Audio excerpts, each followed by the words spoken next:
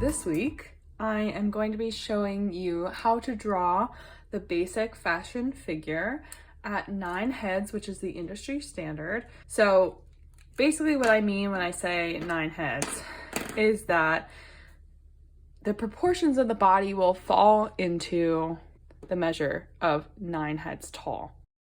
If you're watching this video, you're probably one of my students, or you maybe found this by searching me or just by looking for how to do this. So this is the method that I teach all my students. I'm going to show you how to do it. I will draw everything so you can see how it looks, and I'm going to do it step by step so that you can follow along and pause as you go if you would like to. And just for a little background, I want to show you what my progress has been since I've been designing. I am not like a big fashion designer or anything like that, but I do teach fashion design. And so for me, I have been drawing fashion figures for a little over a decade. This is a decade ago. What my work looked like. It was very different from, I feel like, what I look like now in terms of drawing, but they are still relatively tall. This one I like a lot. This is from April or May 2015. So you can see that the drawing has become a lot more refined. The limbs look a lot more realistic, and the structure of the pose is a lot different. This is 2017, so we're getting a little bit more realistic here. This is actually a portrait of Katharine Hepburn. So that's like based off of a photo reference. So that's not 9 heads tall. Some studies of her. This is a realistic sketch for a design that I made. This is a drawing that I did this year for a realistic person, not exactly 9 heads tall. Same here. And then we're gonna start off on a nice, neat blank page.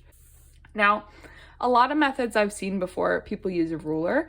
We're not gonna be using a ruler here. I want you to be flexible and able to do this wherever you go. So the method I'm gonna show you is going to make that a lot easier. If you have a ruler, great. If not, it's no big deal. The way I like to do mine is I set up lines for myself, and I kind of just estimate 10 spaces, or 10 lines rather, for 9 heads. So that's 1, 2, 3, 4, 5, 6, 7, 8. That's 8 heads tall. One more. There we go. That's 9 heads tall. Now, if you want to, you could number them. We're really just doing an estimation here. But the whole point is that this figure is longer than a normal person, and these little points in between are going to make it easier for us to place the limbs of the body. And it's important that they're even. They don't have to be perfectly even, but if they are particularly off, you may want to fix the spacing.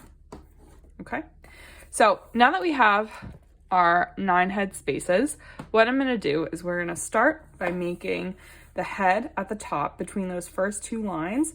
Just start with a basic oval, and you should be sketching here. I don't want to see anything like that. Loosen it up, make it looser. It should be a sketch, so you should be lightly drawing it and keeping everything loose. Between the next two lines here, between heads 2 and 3, this middle line here is going to represent where the armpits are going to go. So it's the top of the bust. You could call this the bust here. And essentially what this means is that you're going to have your shoulders in between here and your neck here. Now, I tend to divide this space up into 2, and then you want to connect the sides of the head down in between there. And now you're starting to see that there is a figure there. If you need help rounding out the shoulders, you can always do a circle to kind of get that right shape. And then from here down, we're going to have a couple markers. So this 1, 2, 3, 4th line here, if you need to do by lines, you could do it by the lines. This is the 4th line. This is where the waist is going to be, okay? And then from there down, the 5th line is going to be the hips.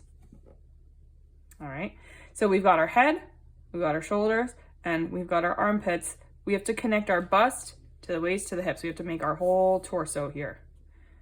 We're gonna go in from each side, down, connect to that next line, that 4th line, to make our bust to our waist.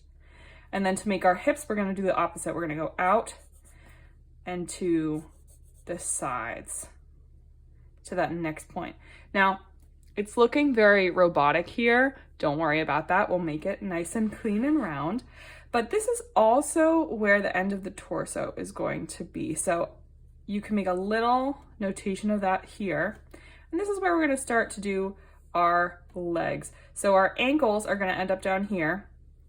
Our knees are gonna end up in the middle here. So if you look at it in terms of spacing, you've got this section here and this section here, and then this one's for your feet. So the next 2 spots are for the upper legs. We're gonna denote that by starting with 2 circles on this line here in between number 6 and 7, or that's line number 7. And then you're gonna connect the sides of the hips to the outsides of your knees and the inside of the legs to the inside of the knees, like that. And then from there, we're gonna do the same thing, except this time, our ankles. So smaller circles, a little bit closer together. And this time, you were connecting a little bit with an outer curve, down, outer curve, and down. And then maybe slightly curved and in. This just makes sure that they have some calf muscles, so they're not just stick thin. At the bottom, you can make little trapezoid-y type feet. They don't have to be perfect. Typically, a model is going to be wearing heels, so you want to show if they're having heels, maybe you do a pointed toe to make it look like they're wearing some heels. Back up here, we're missing some arms. So we're gonna go back, and at the waist, if you actually measure this on your body, it's the same point where your elbow is going to go. So you're gonna bring on down your armpit to next to the waist, and then the outer arm next to the waist. And then your hands typically fall at the upper thigh here. So what we're gonna do is we're gonna make the second half of the arm here, second half of the arm over here.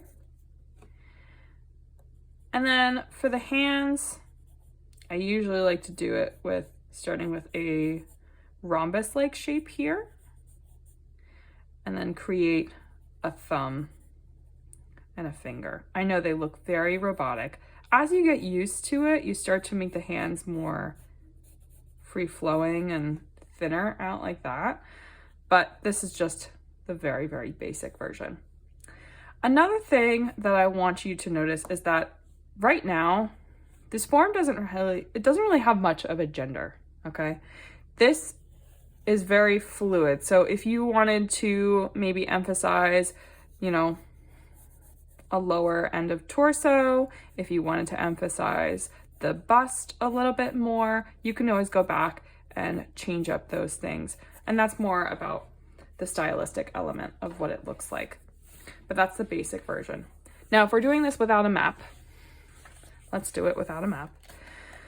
I'm gonna do it just by guesstimating, and I'll tell you why. You can pretty much estimate where everything is going to go just by using those basic lines. And I'm going to start to build out a structure of the body.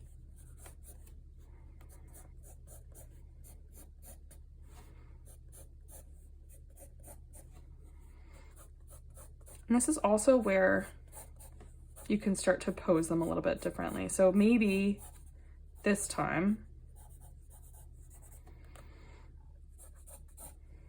I have them standing with one leg out and their ankle to the side. Maybe I also put the hand on the hip.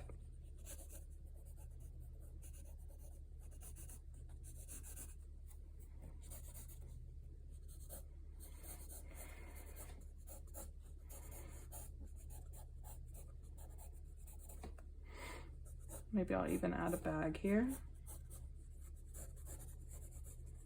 And then just like that, you've already got the start of a structure of a fashion figure. And that took me about a minute. Once you get used to measuring this out, you can just draw those lines for yourself and you can change the pose as you go. If I wanted to do more of an angular pose, maybe I'll change the way that the hips and the shoulders are aligned. So maybe I'll cock my shoulders one way and then I'll turn the hips and the waist the other way.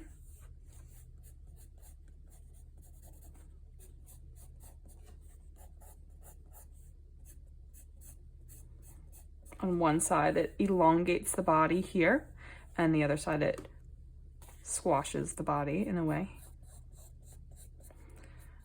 But always remember that your shoulders are always going to be in line with your bust, and the waist is always in alignment with the hips. Waist and your hips here, and then your shoulders and your bust. And then the rest kind of follows suit. So if you have arms hanging down, maybe you have one on the hip, probably not in this position. This might be a little awkward to stand like that.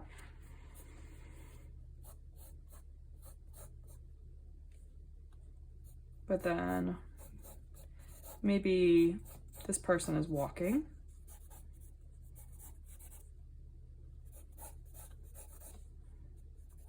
One of their legs is going to fall a little bit behind them. All right. This is the way that I was taught by someone who went to Parsons. This is how I was taught from that person. And I've also learned to do it this way. So it's really whatever method works for you. If you like the contrapposto pose, which is basically like the body is contorting into itself, that's contrapposto. That's what this pose is called. You can do this pose just by drawing space for the head, shoulders one way, waist another way.